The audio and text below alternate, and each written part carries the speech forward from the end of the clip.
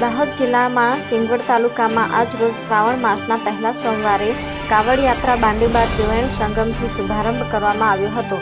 જેમાં મોટી સંખ્યામાં શિવ ભક્તો ઉત્સાહભેર કાવડ યાત્રામાં જોડાયા હતા.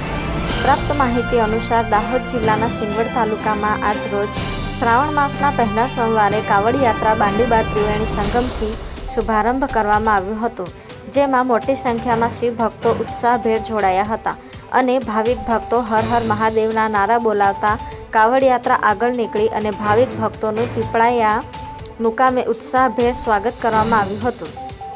અને આરતી કરવામાં આવી અને પ્રસાદી આપવામાં આવી હતી અને આગેવાનો દ્વારા કાવડ યાત્રાને આગળ પ્રસ્થાન કરાવ્યું હતું, જેમાં શ્રી કિરણભાઈ વણઝારા, ભરતભાઈ ભાભોર તેમજ પીપળાના આગેવાનો સ્નેહલભાઈ પરમાર, રોહિતભાઈ પરમાર તેમજ દીપકભાઈ પરમાર, રમણભાઈ પરમાર, સમીરભાઈ પરમાર,